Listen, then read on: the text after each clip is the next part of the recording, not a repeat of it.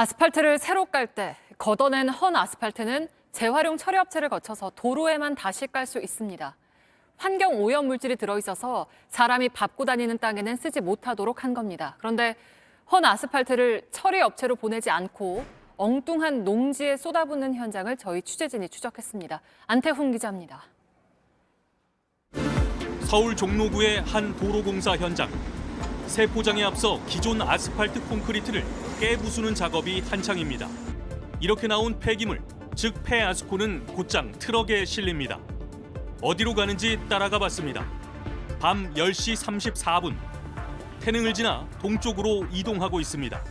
종로구청과 맺은 계약대로라면 북쪽 경기도 연천군에 있는 폐기물 처리 업체로 가야 하지만 방향이 다른 것입니다. 결국 이 트럭은 가평군 대성리에 있는 농지에 멈춰 섰습니다.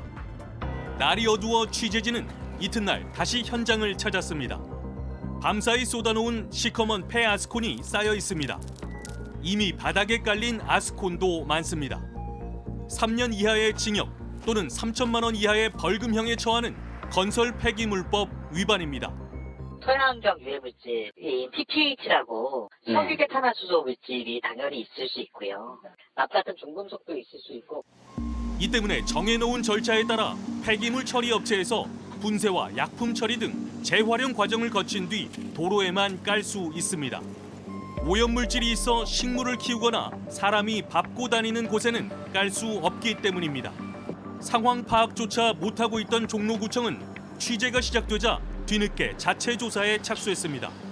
그 결과 취재진이 추적한 트럭은 물론 같은 날 폐아스콘을 싣고 간 25톤 트럭 총 넉 대가 폐기물 처리 업체에 가지 않은 것으로 드러났습니다. 역시 엉뚱한 곳에 폐아스콘을 쏟아 부은 것입니다. 업체 측은 잘못을 시인했습니다. 처리장으로 오는 거를 당연히 그 방침으로 삼고 있거든요. 좀 신경을 좀 못 쓴 부분이 좀 있었습니다. 그거를 원상복구를 시켜놓으려고 하고 있습니다. 하지만 불법 투기가 그날 하루뿐이었는지 아니면 관행이었는지는 더 조사가 필요할 것으로 보입니다. JTBC 안태훈입니다.